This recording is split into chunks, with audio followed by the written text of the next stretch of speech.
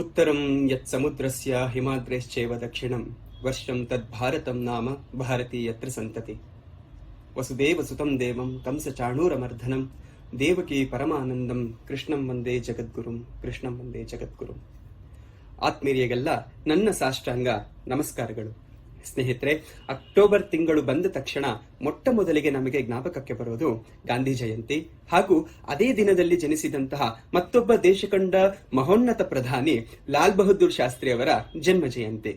ಆದರೆ ಅದರ ನಂತರದ ದಿನದಲ್ಲಿಯೇ ಮತ್ತೊಂದು ದಿನದ ನಂತರ ಅಂದ್ರೆ ಅಕ್ಟೋಬರ್ 4ರಂದು ದೇಶ ಕಂಡಂತಹ ಮತ್ತೊಬ್ಬ ಅತ್ಯಂತ ಉಗ್ರ ಹಾಗೂ ಅತ್ಯಂತ ಉತ್ಕೃಷ್ಟ ಕ್ರಾಂತಿಕಾರಿಗಳಲ್ಲಿ ಒಬ್ಬರಾಗಿದ್ದಂತಹ ಶ್ಯಾಮ್ಜಿ ಕೃಷ್ಣ ವರ್ಮಾ ಅವರ ಜನ್ಮ ಜಯಂತಿಯನ್ನು ನಾವು ಕಾಣ್ತೇವೆ. ಆದ್ರೆ ಇದು ನಮ್ಮ ಇತಿಹಾಸದಲ್ಲಿ ದಾಖಲಾಗದೆ, ನಮ್ಮ ಇತಿಹಾಸದ ಹಾಗೂ ಪಠ್ಯ ಪುಸ್ತಕದಲ್ಲಿ ಎಲ್ಲಿಯೂ ಕಾಣಿಸಿಕೊಳ್ಳದೆ, ದೇಶಕ್ಕೆ ಇವರ ಒಂದು ಕೊಡುಗೆಗಳನ್ನು ಹಾಗೂ ಇವರ ಒಂದು ಚೇತನದ ಇವರ ಒಂದು ನಿಲುವುಗಳನ್ನ ನಮ್ಮ ಕಣ್ಣಿಂದ ಮರೆಮಾಚಿ ಇಟ್ಟುಕೊಂಡಿರ್ತಕ್ಕಂಥದ್ದು ನಮ್ಮ ಪಠ್ಯಪುಸ್ತಕದ ಹಾಗೂ ನಮ್ಮ ಸಮಾಜದ ಹಾಗೂ ನಮ್ಮ ಶಿಕ್ಷಣ ವರ್ಗದಲ್ಲಿದ್ದಂತ ಒಂದು ಚಿಕ್ಕ ಲೋಪ ಅನ್ನಬಹುದೇನೋ ಅಂತಕ್ಕಂಥದ್ದು ನಾವು ಮುಂದೆ ಯೋಚಿಸಬಹುದಾಗಿರ್ತಕ್ಕಂಥ ವಿಚಾರ ಅನ್ನೋದನ್ನ ನಾವಿಲ್ಲಿ ಮನಗಾಣ್ತೇವೆ. ಶ್ಯಾಮ್ಜಿ ಕೃಷ್ಣ ವರ್ಮಾ ಯಾವ ರೀತಿಯ ಕ್ರಾಂತಿಕಾರಿ ಧೋರಣೆಗಳಿಂದ ಹಾಗೂ ಯಾವ ರೀತಿಯ ದಿಟ್ಟತನದ ಧೋರಣೆಗಳಿಂದ ತನ್ನ ಇಡೀ ಸರ್ವಸ್ವವನ್ನ ದೇಶಕ್ಕಾಗಿ ಅರ್ಪಿಸಿಕೊಂಡು ದೇಶದ ಮಹೋನ್ನತ ಏಳಿಗೆಗಾಗಿ ಎಲ್ಲವನ್ನ ತ್ಯಾಗ ಮಾಡಿ ತಾನು ದೇಶದ ಒಳಿತಿಗಾಗಿ ಭಾರತದಲ್ಲಿದ್ದರೇನು ಅಥವಾ ಪರರಾಷ್ಟ್ರದಲ್ಲಿದ್ದರೇನು ದೇಶ ಒಂದೇ ಮುಖ್ಯ ಅಂತಕ್ಕಂಥ ಒಂದು ಧೋರಣೆಯಲ್ಲಿ ಭಾರತಕ್ಕೋಸ್ಕರ ತನ್ನ ಇಡೀ ಜೀವಮಾನವನ್ನೇ ಮುಡಿಪಾಗಿಟ್ಟು ತನ್ನ ಇಡೀ ಜೀವಮಾನವನ್ನೇ ಅವರು ಅರ್ಪಣೆಗೈದಂತಹ ಮಹಾನ್ ಚೇತನವಾಗಿರ್ತಾರೆ. ಹೇಗೆ ಅಭಿಮನ್ಯು ತನ್ನ ತಾಯಿಯ ಗರ್ಭದಲ್ಲಿ ಚಕ್ರವ್ಯೂಹವನ್ನ ಹೇಗೆ ಭೇದಿಸಿಕೊಳ್ಳಬೇಕು ಅನ್ನೋದನ್ನ ಕಲಿತಿದ್ದನೋ, ಅದೇ ರೀತಿ ಕಚ ಅಂತಕ್ಕಂಥ ಒಬ್ಬ ದೇವಲೋಕದ ಪುರುಷ ಶುಕ್ರಾಚಾರ್ಯರ ಹೊಟ್ಟೆಯೊಳಗಿದ್ದುಕೊಂಡೇ ತಾನು ಸಂಜೀವಿನಿ ವಿದ್ಯೆಯನ್ನ ಕಲಿತಂತಹ ಬಗೆಯನ್ನು ಅದೇ ರೀತಿ ಶ್ಯಾಮ್ಜಿ ಕೃಷ್ಣ ವರ್ಮಾ ತಾವಿನ್ನು ಶಿಶುವಿನ ಅಂದ್ರೆ ಗರ್ಭಾವಸ್ಥೆಯಲ್ಲಿರುವಾಗಲೇ ದೇಶದಲ್ಲಾಗಲೇ ನಡೀತಿದ್ದಂತಹ ಪ್ರಪ್ರಥಮ ಸ್ವಾತಂತ್ರ್ಯ ಸಂಗ್ರಾಮದಲ್ಲಿ ಬ್ರಿಟಿಷರು ಕೊಡುತ್ತಿದ್ದಂತಹ ಉಪಟಳಗಳೆಲ್ಲವನ್ನು ಸಹಿಸಿಕೊಂಡು ಇವರ ಮುಂದೆ ಯಾವ ರೀತಿಯ ವ್ಯೂಹಗಳನ್ನು ರಚಿಸಿಕೊಂಡು ಇವರನ್ನ ಕಟ್ಟಿ ಹಾಕಬಹುದು ಅಥವಾ ಮಟ್ಟ ಹಾಕಬಹುದು ಅಂತಕ್ಕಂಥ ಯೋಚನೆಯನ್ನು ಮಾಡಿದ್ದರೋ ಅಂತಕ್ಕಂಥದ್ದನ್ನ ನಮ್ಮ ಇತಿಹಾಸಕಾರರು ಇಲ್ಲಿ ಬಣ್ಣಿಸ್ತಾರೆ ಅನ್ನೋದನ್ನ ನಾವು ಇಲ್ಲಿ ಕಾಣಬಹುದು. 1857 ಅಕ್ಟೋಬರ್ 4ರಂದು ಗುಜರಾತಿನ ಮಾಂಡವಿ ಗ್ರಾಮದ ಕಚ್ ಅಂತಕ್ಕಂಥ ಒಂದು ಪ್ರದೇಶದಲ್ಲಿ ಶ್ಯಾಮ್ಜಿ ಕೃಷ್ಣ ವರ್ಮಾ ಒಂದು ಪುಟ್ಟ ಮನೆಯಲ್ಲಿ ಜನಿಸ್ತಾರೆ. ತಂದೆ ಕರ್ಸನ್ ಲಾಲ್ ಭಾನ್ಸಾಲಿ ಹಾಗೂ ತಾಯಿ ಗೋಮತಿ ಬಾಯಿ. ಶ್ಯಾಮ್ಜಿ ಕೃಷ್ಣ ವರ್ಮಾ ಹುಟ್ಟಿದಾಗಿನಿಂದಲೂ ಅತ್ಯಂತ ಪ್ರಬುದ್ಧರಾಗಿದ್ರು ಹಾಗೂ ಅತ್ಯಂತ ಬುದ್ಧಿವಂತ ಹುಡುಗರಾಗಿದ್ರು ಅಂತದನ್ನ ನಾವು ಕಾಣಬಹುದು. 1857ರಲ್ಲಿ ಹುಟ್ಟಿದ ನಂತರ 1868ರಲ್ಲಿ ಅವರಿಗೆ ಮಾತೃವಿಯೋಗ ಉಂಟಾಗುತ್ತೆ. ಅಂದ್ರೆ ಅವರ ತಾಯಿ ತೀರಿಕೊಳ್ತಾರೆ. ಆಗ ಅಜ್ಜಿ ತಾತನ ಆಶ್ರಯದಲ್ಲಿ ಶ್ಯಾಮ್ಜಿ ಕೃಷ್ಣ ವರ್ಮಾ ಬೆಳೀತಾರೆ. ಶ್ಯಾಮ್ಜಿ ಕೃಷ್ಣ ವರ್ಮಾ ಅವರ ತಂದೆ ಔದ್ಯೋಗಿಕ ಕಾರಣಗಳಿಗಾಗಿ ಅವರು ಮಾಂಡವಿ ಗ್ರಾಮವನ್ನು ಬಿಟ್ಟು ಮುಂಬೈಗೆ ಬಂದು ನೆಲೆಸಿಕೊಳ್ತಾರೆ. ಅಂದ್ರೆ ಅಲ್ಲಿಯವರೆಗೆ ಭುಜ್ ಅಂತಕ್ಕಂಥ ಒಂದು ಪ್ರದೇಶದಲ್ಲಿ ಶ್ಯಾಮ್ಜಿ ಕೃಷ್ಣ ವರ್ಮಾ ತಮ್ಮ ಪ್ರಾಥಮಿಕ ಶಿಕ್ಷಣದ ಅಭ್ಯಾಸಗಳನ್ನ ಗುಜರಾತಿನಲ್ಲಿಯೇ ಮುಗಿಸಿಕೊಳ್ತಾರೆ. ಏತನ್ಮಧ್ಯೆ ಗುಜರಾತಿನಿಂದ ಮುಂಬೈಗೆ ಬಂದ ತಕ್ಷಣ ಶ್ಯಾಮ್ಜಿ ಕೃಷ್ಣ ವರ್ಮಾ ಮೊಟ್ಟ ಮೊದಲಿಗೆ ವಿಲ್ಸನ್ ಶಾಲೆಯಲ್ಲಿ ಸೇರ್ಪಡೆಗೊಳ್ತಾರೆ. ಹಾಗೂ ಇವರು ಆ ಸಮಯದಲ್ಲಿ ಅಪಾರವಾದಂತಹ ಸಂಸ್ಕೃತದ ಜ್ಞಾನಾರ್ಜನೆಯ ಕಾರಣದಿಂದ ಗ್ರಂಥಾಲಯದಿಂದ ಪುಸ್ತಕಗಳನ್ನು ತರಿಸಿಕೊಂಡು ಹಾಗೂ ಸ್ನೇಹಿತರ ಒಡನಾಟದೊಂದಿಗೆ ಗ್ರಂಥಾಲಯದ ಹಾಗೂ ಸ್ನೇಹಿತರೊಂದಿಗೆ ಒಡನಾಟಗಳಲ್ಲಿ ಬರೆಯುತ್ತಾ ತನ್ನ ಸಂಸ್ಕೃತದ ಅಭಿರುಚಿಯನ್ನು ಹೆಚ್ಚುಪಡಿಸಿಕೊಳ್ಳುತ್ತಾ ಸಂಸ್ಕೃತದ ಜ್ಞಾನವನ್ನ ಮತ್ತಷ್ಟು ಹೆಚ್ಚುಕೊಡಿಸ್ತಾ ಹೋಗ್ತಾರೆ. ಈ ಏತನ್ಮಧ್ಯೆ ಗೋಕುಲ್ದಾಸ್ ಕಹಾನ್ದಾಸ್ ಅಂತಕ್ಕಂಥ ಒಂದು ವಿದ್ಯಾರ್ಥಿ ವೇತನವನ್ನ ಪಡೆದುಕೊಂಡು ವಿಲ್ಸನ್ ಶಾಲೆಯಿಂದ ಎಲಿಫಸ್ಟನ್ ಶಾಲೆಗೆ ಮುಂಬೈನಲ್ಲಿ ದಾಖಲಾಗ್ತಾರೆ. ಎಲಿಫಸ್ಟನ್ ಶಾಲೆ ಆಗಿನ ಕಾಲದ ಪ್ರತಿಷ್ಠಿತ ಶಾಲೆಯಾಗಿರುತ್ತೆ. ಅಲ್ಲಿ ಸಮಾಜದ ಉತ್ತಮ ವರ್ಗ ಹಾಗೂ ಮೇಲ್ವರ್ಗದಲ್ಲಿದ್ದ ಅಪಾರ ವಿದ್ಯಾರ್ಥಿಗಳು ಅಲ್ಲಿ ಬರ್ತಾರೆ. ಹಾಗಾಗಿ ಆ ಒಂದು ಶಾಲೆಗೆ ಸೇರಿದ ನಂತರ ಶ್ಯಾಮ್ಜಿ ಕೃಷ್ಣ ವರ್ಮಾ ಅವರ ಒಂದು ನೆಟ್ವರ್ಕ್ ಏನಿತ್ತು ಬಹಳಷ್ಟು ವಿಸ್ತಾರಗೊಳ್ಳುತ್ತೆ ಅನ್ನೋದನ್ನು ನಾವು ಕಾಣಬಹುದು. ಏತನ್ಮಧ್ಯೆ ಶ್ಯಾಮ್ಜಿ ಕೃಷ್ಣ ವರ್ಮಾ ಇವೆಲ್ಲವನ್ನ ಗಮನಿಸಿಕೊಂಡು ಇವೆಲ್ಲದರ ಜೊತೆಗೆ ತಮ್ಮ ಸಂಸ್ಕೃತ ಅಧ್ಯಯನವನ್ನ ಮುಂದುವರಿಸಿಕೊಳ್ಳುತ್ತಾ ಹೋಗ್ತಾರೆ. ಆರ್ಯ ಸಮಾಜದ ಒಡನಾಟಕ್ಕೆ ಬಂದಂತಹ ಶ್ಯಾಮಜಿ ಕೃಷ್ಣ ವರ್ಮ ನಂತರದಲ್ಲಿ ಆರ್ಯ ಸಮಾಜದ ಅತೀವ ಪ್ರಭಾವಕ್ಕೆ ಒಳಗಾಗಿ ಯಾವ ಹಿಂದುತ್ವ, ಯಾವ ವೇದಾಂತ ದರ್ಶನಗಳು ಒಂದು ಶಿಥಿಲಾವಸ್ಥೆಗೆ ಹೋಗಿತ್ತು, ಆ ವೇದಾಂತ ದರ್ಶನವನ್ನ ಹಾಗೂ ಆಧ್ಯಾತ್ಮದ ಲೋಕವನ್ನ ಮತ್ತೊಮ್ಮೆ ಜಗತ್ತಿಗೆ ಪರಿಚಯಿಸಿಕೊಡುವ ಮೂಲಕ, ಸತ್ಯಾರ್ಥ ಪ್ರಕಾಶದ ಮೂಲಕ ಜಗತ್ತಿಗೆ ಭಾರತ ದರ್ಶನವನ್ನ ಮಾಡಿಸಿದ್ದಂತಹ ದಯಾನಂದ ಸರಸ್ವತಿಗಳ ಒಡನಾಟಕ್ಕೆ ಬಂದು ಎಲ್ಲೆಲ್ಲಿ ಆರ್ಯ ಸಮಾಜದ ಭಾಷಣಗಳು ನಡೀತಿದ್ದವೋ ಅಲ್ಲೆಲ್ಲ ಜಾಗಗಳಲ್ಲಿಯೂ ಶ್ಯಾಮಜಿ ಕೃಷ್ಣ ವರ್ಮ ಹೋಗಿ ಆ ಭಾಷಣಗಳನ್ನ ಕೇಳಿಸಿಕೊಂಡು ಪ್ರೇರಿತರಾಗಿ ಆರ್ಯ ಸಮಾಜಕ್ಕೆ ಸಂಪೂರ್ಣವಾಗಿ ಒಳಗಾಗಿ ಬಿಡುತ್ತಾರೆ. ಅದೇ ರೀತಿ ಯಾವಾಗ ಶ್ಯಾಮಜಿ ಕೃಷ್ಣ ವರ್ಮ ಅವರಿಗೆ ಭಾಷಣಗಳನ್ನು ಕೊಡುವಂತಹ ಹಾಗೂ ಭಾಷಣಗಳನ್ನು ನೀಡುವಂತಹ ಒಂದು ಅವಕಾಶಗಳು ಒದಗಿ ಬರುತ್ತೋ ಅವೆಲ್ಲ ಅವಕಾಶಗಳನ್ನ ಸದ್ಬಳಕೆ ಮಾಡಿಕೊಂಡಂತಹ ಶ್ಯಾಮಜಿ ಕೃಷ್ಣ ವರ್ಮ ಮುಂದೆ ಇದೇ ಭಾಷಣಗಳ ಸರಣಿಗಳನ್ನ, ಪ್ರವಾಸಿ ಭಾಷಣಗಳನ್ನ ಭಾರತದೆಲ್ಲೆಡೆ ಅವರು ಕೊಡೋದನ್ನ ನಾವು ಕಾಣಬಹುದು. ಬರೋಡಾ, ಬಹ್ರೈಚ್, ಅಹಮದಾಬಾದ್, ಪುಣೆ, ನಾಸಿಕ್, ಲಾಹೋರ್, ದೆಹಲಿ ಮೊದಲಾದ ಜಾಗಗಳಲ್ಲಿ ಸಂಸ್ಕೃತದಲ್ಲಿಯೇ ನಿರರ್ಗಳವಾಗಿ ಮಾತನಾಡುತ್ತಾ ಶ್ಯಾಮಜಿ ಕೃಷ್ಣ ವರ್ಮ ಜನರ ಮನಸ್ಸನ್ನ ಸೂರೆಗೊಳ್ಳುತ್ತಾರೆ. ಜನರಲ್ಲಿ ಭಾರತ ದರ್ಶನದ ಹಾಗೂ ಭಾರತದ ಈ ಎಲ್ಲ ಆಯಾಮಗಳಲ್ಲಿ ವೇದಾಂತ ದರ್ಶನದ ಹಾಗೂ ಆಧ್ಯಾತ್ಮಗಳ ನಿಲುವುಗಳನ್ನ ಪರಿಚಯ ಮಾಡಿಕೊಳ್ತಾ ಹೋಗ್ತಾರೆ.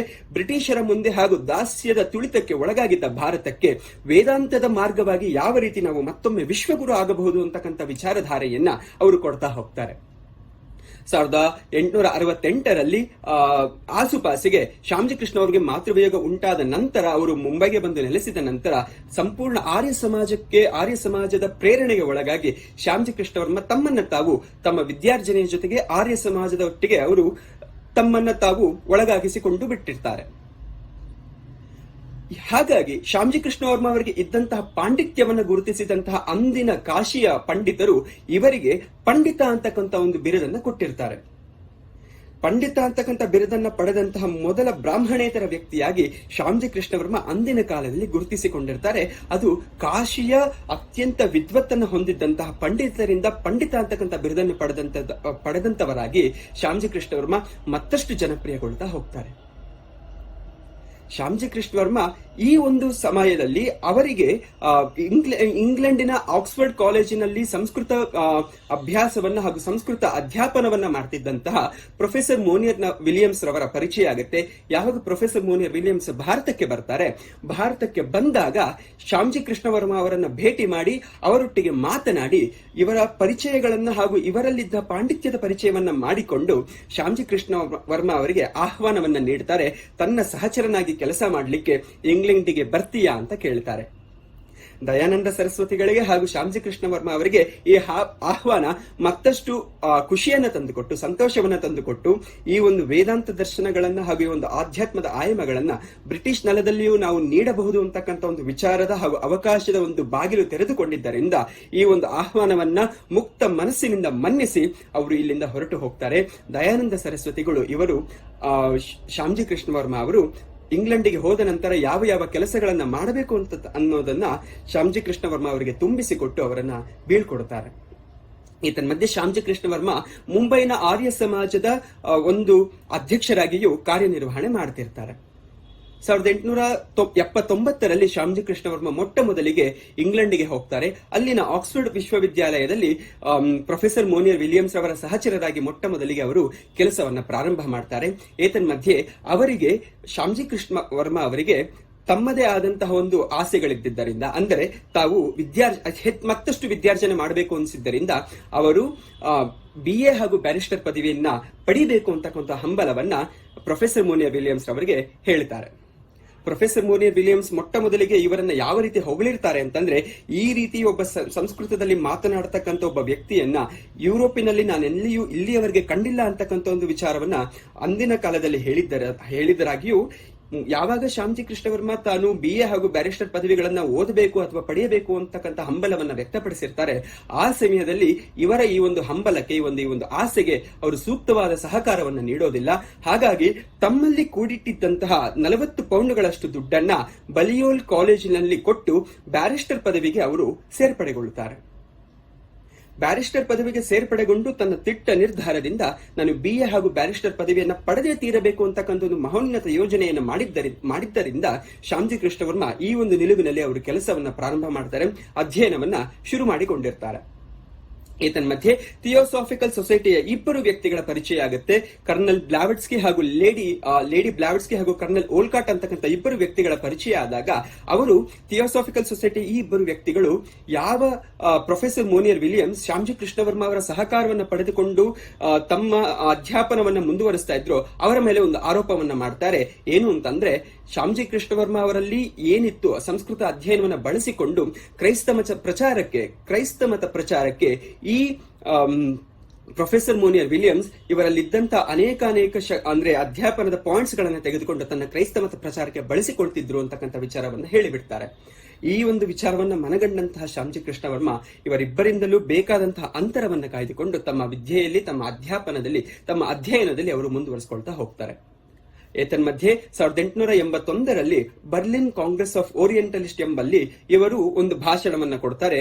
ಭಾರತದಲ್ಲಿ ಸಂಸ್ಕೃತ ಇಂದಿಗೂ ಜೀವಂತ ಭಾಷೆ ಅಂತಕ್ಕಂಥ ಒಂದು ವಿಚಾರದ ಮೇಲೆ ಭಾಷಣವನ್ನು ಕೊಟ್ಟು ಅಲ್ಲಿ ಎಲ್ಲರಿಂದಲೂ ಸ್ಟ್ಯಾಂಡಿಂಗ್ ಓವೇಷನ್ ಅನ್ನ ಪಡೆದಿರ್ತಾರೆ ಶ್ಯಾಮ್ಜಿ ಕೃಷ್ಣ ವರ್ಮ. 1880ರಲ್ಲಿ ಇವರು ಬ್ಯಾರಿಸ್ಟರ್ ಪದವಿಯನ್ನ ತೇರ್ಗಡೆಗೊಳ್ತಾರೆ. ಆಗ ಮೊಟ್ಟ ಮೊದಲ ಭಾರತೀಯನಾಗಿ ಇಂಗ್ಲೆಂಡಿನಲ್ಲಿ ಬ್ಯಾರಿಸ್ಟರ್ ಪದವಿ ಪಡೆದಂತಹ ಒಬ್ಬ ಮೊದಲ ವಿದ್ಯಾರ್ಥಿಯಾಗಿ ಇವರು ಹೊರಹೊಮ್ಮುತ್ತಾರೆ. 1883ರಲ್ಲಿ ಅಲ್ಲಿನ ಒಂದು ಪ್ರತಿಷ್ಠಿತ ಕ್ಲಬ್ ಆಗಿದ್ದಂತಹ ರಾಯಲ್ ಏಷಿಯಾಟಿಕ್ ಸೊಸೈಟಿಯಲ್ಲಿ ಮತ್ತೊಂದು ಭಾಷಣವನ್ನು ನೀಡುತ್ತಾರೆ. ಭಾರತದಲ್ಲಿ ಬರಹಗಳ ಹಾಗೂ ಸಂಸ್ಕೃತದ ಉಗಮ ಎಂತಕ್ಕಂಥ ಒಂದು ವಿಚಾರದ ಮೇಲೆ ಇವರು ಭಾಷಣವನ್ನು ಕೊಟ್ಟು ಅಲ್ಲಿನ ರಾಯಲ್ ಏಷಿಯಾಟಿಕ್ ಸೊಸೈಟಿಯ ಗೌರವ ಚುನಾಯಿತ ಸದಸ್ಯರಾಗಿ ಆಯ್ಕೆಯಾಗ್ತಾರೆ.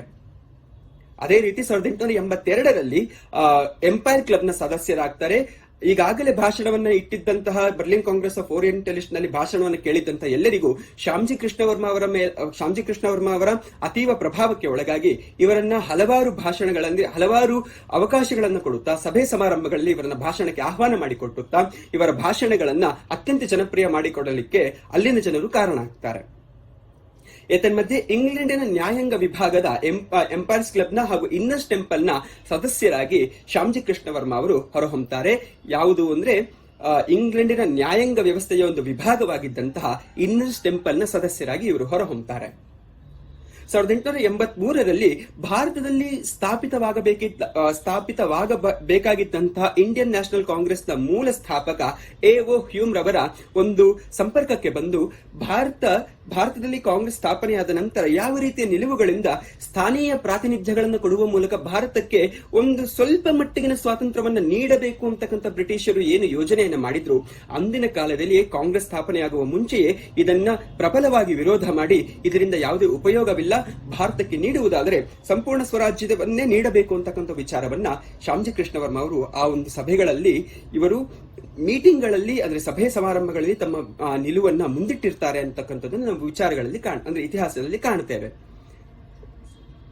ಆಗ ಶ್ಯಾಮ್ಜಿ ಕೃಷ್ಣ ವರ್ಮ 1885 ಈಗಾಗಲೇ ಶ್ಯಾಮ್ಜಿ ಕೃಷ್ಣ ವರ್ಮ ತಮ್ಮ ಅಪಾರ ಜನಪ್ರಿಯತೆಯಿಂದ ಇಂಗ್ಲೆಂಡಿನಲ್ಲಿ ಬಹು ಮುಖ್ಯರಾಗಿ ಗೌರವ ಚುನಾಯಿತ ಸದಸ್ಯರಾಗಿ ಅನೇಕ ಪ್ರತಿಷ್ಠಿತ ಕ್ಲಬ್ಗಳಲ್ಲಿ ಕಾಣಿಸಿಕೊಂಡಿರ್ತಾರೆ. 1885ರಲ್ಲಿ ಇವರು ಭಾರತಕ್ಕೆ ಬರ್ತಾರೆ.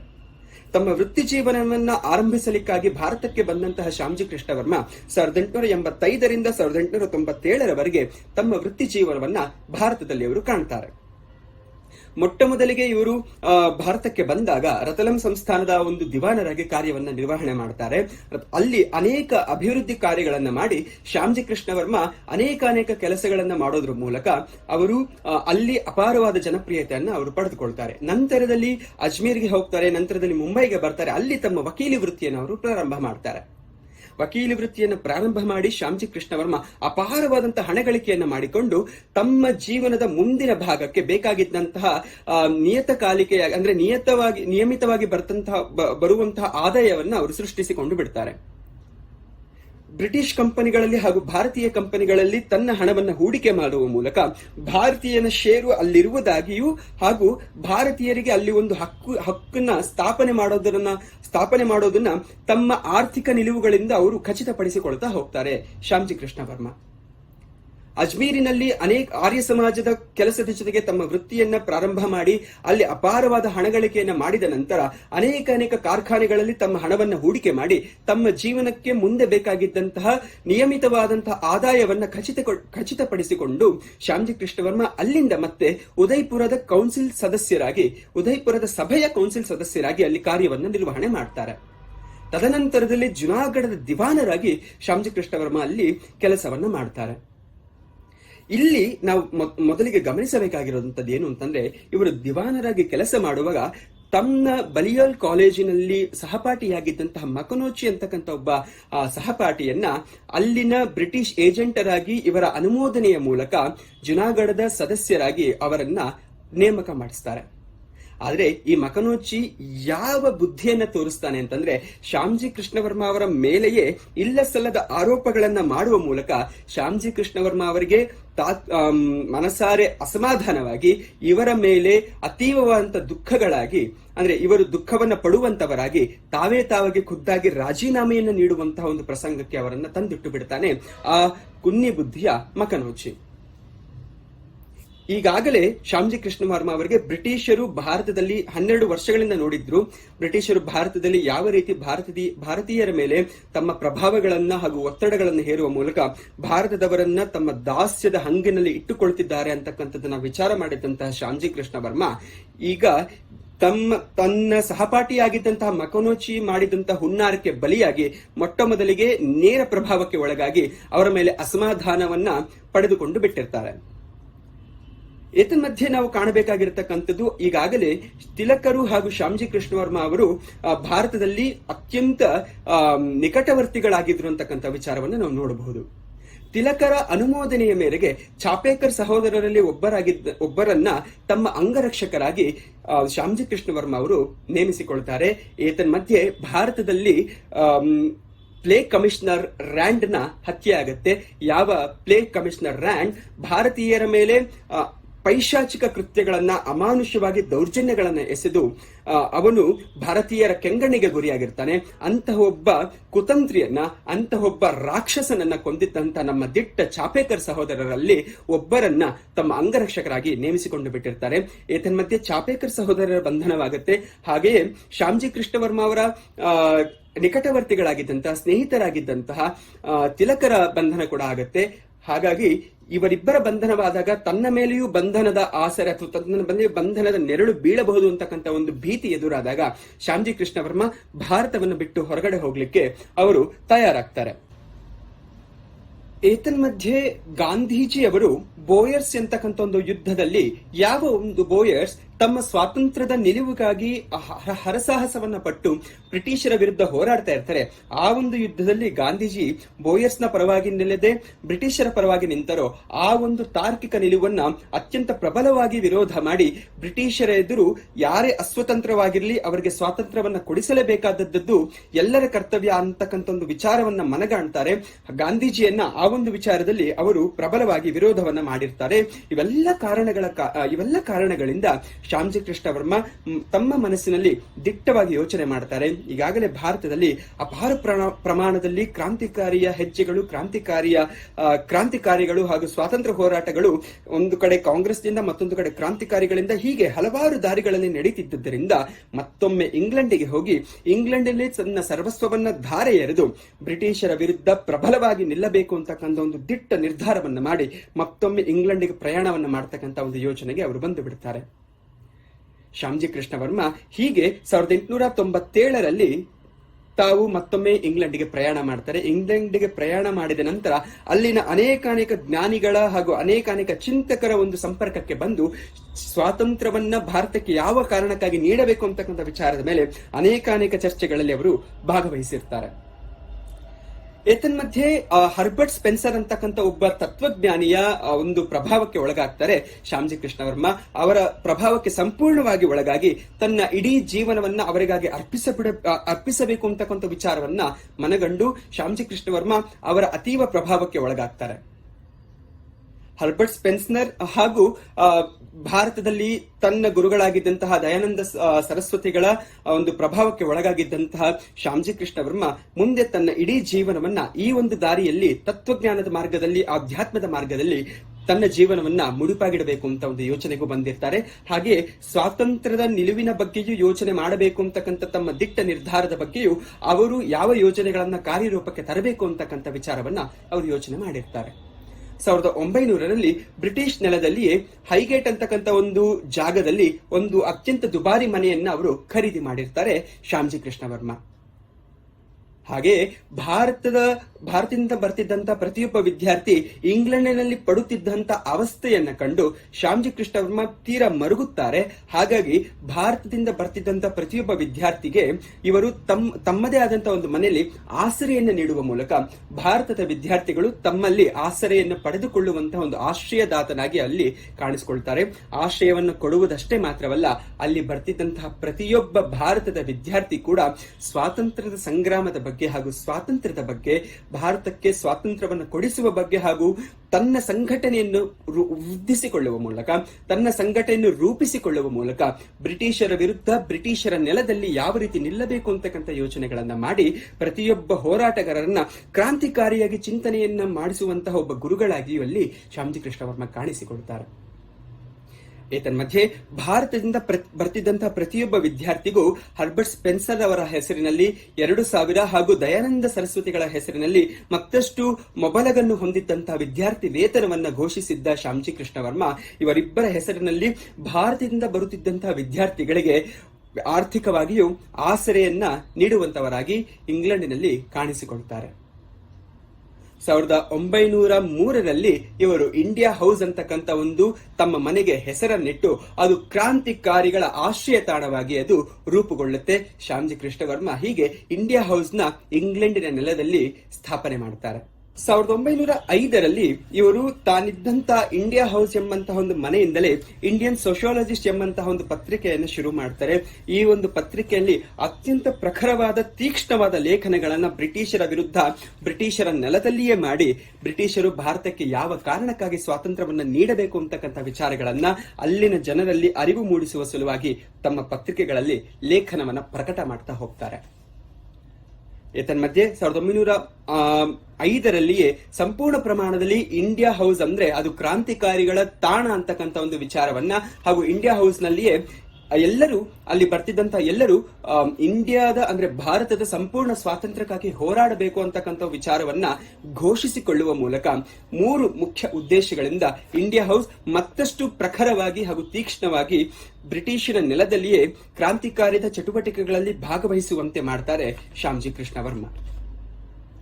ಅದ್ಯಾವುದು 3 ಮುಖ್ಯ ಉದ್ದೇಶಗಳು ಅಂತಂದ್ರೆ ಭಾರತಕ್ಕೆ ಸಂಪೂರ್ಣ ಸ್ವರಾಜ್ಯವನ್ನ ನೀಡಿಸುವಂತದ್ದು, ಭಾರತಕ್ಕೆ ಸಂಪೂರ್ಣ ಸ್ವರಾಜ್ಯವನ್ನು ನೀಡಿಸುವ ಸಲುವಾಗಿ ಇಂಗ್ಲೆಂಡ್ನಲ್ಲಿ ಮಾಡಬೇಕಾದಂತಹ ಯೋಜನೆಗಳು ಹಾಗೂ ಇದಕ್ಕೆ ಬೇಕಾದಂತಹ ಸಂಪೂರ್ಣ ಸಂಘಟನೆಯ ಹಾಗೂ ಯೋಜನೆಗೆ ಬೇಕಾದಂತಹ ಸಂಪೂರ್ಣ ಆರ್ಥಿಕ ಸಹಾಯವನ್ನ ಹಾಗೂ ಸಂಪೂರ್ಣ ಸಂಘಟನೆಗಳನ್ನು ರೂಪಿಸಿಕೊಳ್ಳುವಂತಹ ಒಂದು ಯೋಜನೆಯನ್ನು ಹಾಕಿಕೊಡ್ತಾರೆ ಶ್ಯಾಮ್ಜಿ ಕೃಷ್ಣ ವರ್ಮ. ಈ 3 ಉದ್ದೇಶಗಳಿಂದ ಈ ಒಂದು ಸಂಘಟನೆ, ಇಂಡಿಯಾ ಹೌಸ್ ಎಂಬತಕ್ಕಂಥ ಒಂದು ಸಂಘಟನೆ ಸಂಪೂರ್ಣವಾಗಿ ಸ್ವಾತಂತ್ರ್ಯದ ಹೋರಾಟದಲ್ಲಿ ಮಗ್ನವಾಗಿರುವಂತೆ ನೋಡಿಕೊಳ್ತಾರೆ ಶ್ಯಾಮ್ಜಿ ಕೃಷ್ಣ ವರ್ಮ. ಏತನ್ಮಧ್ಯೆ ಇವೆಲ್ಲ ಕಾರಣಗಳಿಂದ ಬ್ರಿಟಿಷರ ಕೆಂಗಣ್ಣಿಗೆ ಗುರಿಯಾಗಿ ಅವರ ಗುಪ್ತದಳದ ದಾಳಿಗಳಿಗೂ ಒಳಗಾಗ್ತಾರೆ ಶ್ಯಾಮ್ಜಿ ಕೃಷ್ಣ ವರ್ಮ. ಇಂಡಿಯಾ ಹೌಸ್ ನಲ್ಲಿ ಇದ್ದಂತ ಅನೇಕ ಕ್ರಾಂತಿಕಾರಿಗಳು ಯಾರ್ಯಾರಿರಬಹುದು ಅಂತಕ್ಕಂಥ ಒಂದು ಸಣ್ಣ ಲಿಸ್ಟ್ ಅನ್ನ ನಿಮ್ಮ ಮುಂದೆ ಇಡಬಹುದಾದ್ರೆ ವಿನಾಯಕ ದಾಮೋದರ ಸಾವರ್ಕರ್ ಆಗಿರಬಹುದು, ಲಾಲಾ ಹರ್ದಯಾಳ ಆಗಿರಬಹುದು, ಮೇಡಂ ಭಿಕಾಜಿ ಕಾಮಾ ಆಗಿರಬಹುದು. ಯಾವಾಗ ಗಾಂಧೀಜಿ ಭಾರತದಿಂದ ಇಂಗ್ಲೆಂಡಿಗೆ ಹೋಗ್ತಾರೋ ಅಲ್ಲಿ ಇಂಗ್ಲೆಂಡಿನ ಇಂಡಿಯಾ ಹೌಸ್ ನಲ್ಲಿ ಇದ್ದಿದ್ದನ್ನು ನಾವು ಕಾಣಬಹುದು. ಹೀಗೆ ಅನೇಕ ಕ್ರಾಂತಿಕಾರಿಗಳಿಗೆ ಇಂಡಿಯಾ ಹೌಸ್ ಒಂದು ಆಸರೆಯಾಗಿ, ಆಶ್ರಯ ತಾಣವಾಗಿ ತನ್ನ ಸಂಘಟನೆಯನ್ನು ಮಾಡಿಕೊಳ್ಳಲಿಕ್ಕೆ, ದೇಶದ ಒಳಿತಿಗಾಗಿ, ದೇಶದ ಸಮಗ್ರ ಸ್ವಾತಂತ್ರ್ಯಕ್ಕಾಗಿ ದುಡಿಯುವಂತೆ ಭಾರತದ ನೆಲವಲ್ಲದೆ ಇಂಗ್ಲೆಂಡಿನ ನೆಲದಲ್ಲಿ ಇದ್ದುಕೊಂಡೇ ಅವರು ಯಾವ ರೀತಿ ಕೆಲಸಗಳನ್ನ ಮಾಡಿದ್ರು ಅಂತಕ್ಕಂಥದ್ದನ್ನ ನಾವಿಲ್ಲಿ ಯೋಚನೆ ಮಾಡಬಹುದು ಸ್ನೇಹಿತರೆ. ಏತನ್ಮಧ್ಯೆ ಬ್ರಿಟಿಷರ ಅನೇಕ ಗುಪ್ತದಳದ ದಾಳಿಗಳಿಗೆ ಒಳಗಾಗಿದ್ದಂತಹ ಶ್ಯಾಮ್ಜಿ ಕೃಷ್ಣ ವರ್ಮ ಅವರ ಗುಪ್ತದಳ ದಾಳಿಗಳಿಗೆ ಒಳಗಾಗಿ ಇಂಗ್ಲೆಂಡಿನ ಜನರ ಹಾಗೂ ಇಂಗ್ಲೆಂಡಿನ ಎಲ್ಲರ ಕೆಂಗಣ್ಣಿಗೆ ಗುರಿಯಾಗ್ತಾರೆ ಶ್ಯಾಮ್ಜಿ ಕೃಷ್ಣ ವರ್ಮ. 1906ರಲ್ಲಿ ಇಂಡಿಯಾ ಹೌಸ್ ನ ಸಂಪೂರ್ಣ ಜವಾಬ್ದಾರಿಯನ್ನ ಶ್ಯಾಮ್ಜಿ ಕೃಷ್ಣ ವರ್ಮ ವಿನಾಯಕ ದಾಮೋದರ ಸಾವರ್ಕರ್ ಅವರಿಗೆ ಕೊಡ್ತಾರೆ. ನಂತರದಲ್ಲಿ ನಾವು ಕಾಣಬಹುದು ಇಂಡಿಯಾ ಹೌಸ್ ಎಂಬತಕ್ಕಂಥ ಒಂದು ಹೌಸ್ ನಿಂದ ಅಂದ್ರೆ ಅಲ್ಲೊಂದು ಕೇಂದ್ರದಿಂದ ಯಾವ ರೀತಿಯ ಸ್ವಾತಂತ್ರ್ಯದ ಹೋರಾಟಗಳು ಹಾಗೂ ಸ್ವಾತಂತ್ರ್ಯದ ಉಲ್ಕಾಪಾತಗಳು ಬ್ರಿಟಿಷರ ಮೇಲೆ ಬಿದ್ದು ಯಾವ ರೀತಿಯ ಒತ್ತಡಕ್ಕೆ ಮಣಿಯಬೇಕಾಯಿತು ಬ್ರಿಟಿಷರು ಅಂತಕ್ಕಂಥದ್ದನ್ನ ನಾವು ಯೋಚನೆ ಮಾಡಬಹುದು. ಇವೆಲ್ಲ ಕಾರಣಗಳಿಂದ ಬ್ರಿಟಿಷರು ಅವರಿಗೆ ನೀಡಿದ್ದಂತಹ ಬ್ಯಾರಿಸ್ಟರ್ ಪದವಿಯನ್ನ ಹಾಗೂ BA ಪದವಿಯನ್ನ ಕಿತ್ತುಕೊಂಡು ಅವರನ್ನ ಅವಮಾನಕ್ಕೆ ಒಳ ಮಾಡ್ತಾರೆ. ಏತನ್ಮಧ್ಯೆ ಲಂಡನ್ನಿನ ಬೀದಿಗಳಲ್ಲಿ ಶ್ಯಾಮ್ಜಿ ಕೃಷ್ಣ ವರ್ಮಾ ಭಾರತಕ್ಕೆ ಸ್ವಾತಂತ್ರ್ಯವನ್ನ ಯಾವ ಕಾರಣಕ್ಕೆ ನೀಡಬೇಕು ಅಂತಕ್ಕಂಥ ವಿಚಾರದ ಮೇಲೆ ತಮ್ಮ ಅತ್ಯಂತ ಪ್ರಖರವಾದ ಭಾಷಣದ ಹಾಗೂ ವಾಗ್ಝರಿಗಳಿಂದ ಬ್ರಿಟಿಷರಲ್ಲಿಯೇ ಬೇಕಾದಂತಹ ಒಂದು ಒತ್ತಡವನ್ನ ತಂದಿಟ್ಟು ಬಿಡ್ತಾರೆ. ಲಂಡನ್ನ ಬೀದಿಗಳಲ್ಲಿ ಹಾಗೂ ಯುನೈಟೆಡ್ ಕಾಂಗ್ರೆಸ್ ಆಫ್ ಡೆಮಾಕ್ರೇಟ್ಸ್ ಅಂತಕ್ಕಂಥ ಒಂದು ಸಭೆಯಲ್ಲಿ ಈ ಒಂದು ವಿಚಾರದ ಮೇಲೆ ತಮ್ಮ ಪ್ರಬಂಧವನ್ನ ಹಾಗೂ ತಮ್ಮ ವಿಚಾರಧಾರೆಗಳನ್ನ ಮಂಡಿಸಿದ್ದಾಗ ಅಲ್ಲಿದ್ದಂತ ಎಲ್ಲ ಜನರು ಇವರ ಒಂದು ಭಾಷಣಕ್ಕೆ ಸ್ಟ್ಯಾಂಡಿಂಗ್ ಓವೇಷನ್ ಕೊಟ್ಟು, ಹೌದು, ಭಾರತಕ್ಕೆ ನಾವು ಸ್ವಾತಂತ್ರ್ಯವನ್ನ ನೀಡಲೇಬೇಕು ಅಂತಕ್ಕಂಥ ವಿಚಾರದ ಮೇಲೆ ಚಿಂತನೆ ಮಾಡುವಂತಹ ಒಂದು ಮಟ್ಟಕ್ಕೆ ತಂದು ನಿಲ್ಲಿಸಿದ್ದ ಒಂದು ಕ್ರೆಡಿಟ್ ಆ ಒಂದು ವಿಚಾರದ ಹಾಗೂ ಆ ಒಂದು ವಿಷಯದ ಸಂಪೂರ್ಣವಾದಂತಹ ಕ್ರೆಡಿಟ್ ಶ್ಯಾಮ್ಜಿ ಕೃಷ್ಣ ವರ್ಮಾ ಅವರಿಗೆ ಸಲ್ಲಬೇಕಾಗಿರ್ತಕ್ಕಂಥದ್ದು ಇಲ್ಲಿ ಅತ್ಯಂತ ಪ್ರಸ್ತುತವಾದದ್ದು ಅಂತ ನಾನು ಇಲ್ಲಿ ಹೇಳಲಿಕ್ಕೆ ಇಷ್ಟಪಡ್ತೇನೆ.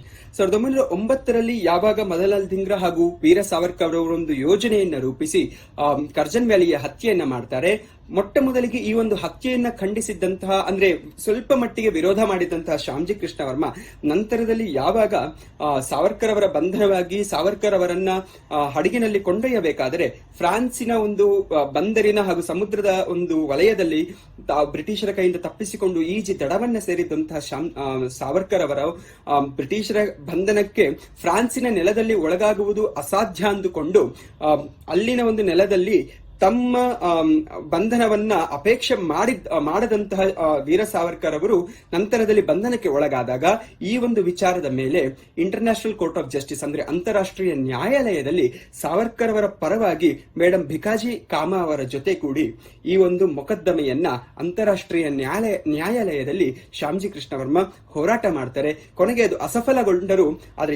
ಅಸಫಲಗೊಳ್ಳುತ್ತೆ. ಆದ್ರೆ ಹೋರಾಟದಲ್ಲಿ ಭಾಗವಹಿಸಿ ಭಾರತೀಯರಿಗಾಗಿ ಭಾರತೀಯರು ಎದ್ದು ನಿಲ್ಲುವಂತಹ ಆ ಒಂದು ಸಂಪೂರ್ಣ ಜವಾಬ್ದಾರಿಯನ್ನು ಹೊತ್ತಿದ್ದಂತಹ ಶ್ಯಾಮ್ಜಿ ಕೃಷ್ಣ ವರ್ಮಾ ಕೊನೆವರೆಗೂ ಕೈ ಬಿಡದಂತಹ ಗುರುವಾಗಿ ಎಲ್ಲರಿಗೂ ಕಾಣಿಸಿಕೊಳ್ತಾರೆ ಅನ್ನೋದನ್ನ ನಾವಿಲ್ಲಿ ಕಾಣಬಹುದು. ಮಧ್ಯೆ ಅವರು ಇಂಗ್ಲೆಂಡಿನಿಂದ ಫ್ರಾನ್ಸ್ಗೆ ಶಿಫ್ಟ್ ಆಗ್ತಾರೆ. ಫ್ರಾನ್ಸ್ನಿಂದ ಯಾವಾಗ ಮೊಟ್ಟ ಮೊದಲ ಮಹಾಯುದ್ಧದ ಕಾರ್ಮೋಡಗಳು ಆವರಿಸಿರುತ್ತೆ ಆಗ ಬ್ರಿಟಿಷರ ಗುಪ್ತದಳದ ಹಾಗೂ ಫ್ರಾನ್ಸಿನ ಒಂದು ಒತ್ತಡಕ್ಕೆ ಒಳಗಾಗಿ ಅವರು ತಮ್ಮ ನಿವಾಸವನ್ನ ಸ್ವಿಟ್ಜರ್ಲ್ಯಾಂಡ್ಗೆ ಶಿಫ್ಟ್ ಮಾಡ್ಕೊಳ್ತಾರೆ. ಸ್ವಿಟ್ಜರ್ಲ್ಯಾಂಡ್ಗೆ ಶಿಫ್ಟ್ ಮಾಡಿಕೊಂಡ ನಂತರವೂ ಅವರು ತಮ್ಮ ಲೇಖನಗಳನ್ನ ಹಾಗೂ ತಾವು ಮಾಡ್ತಿದ್ದಂತಹ ಅನೇಕ ಸಮಾಜಮುಖಿ ಕಾರ್ಯಗಳನ್ನ ಹಾಗೂ ಸ್ವಾತಂತ್ರ್ಯ ಹೋರಾಟವನ್ನ ಅವರು ನಿಲ್ಲಿಸಿರಲಿಲ್ಲ.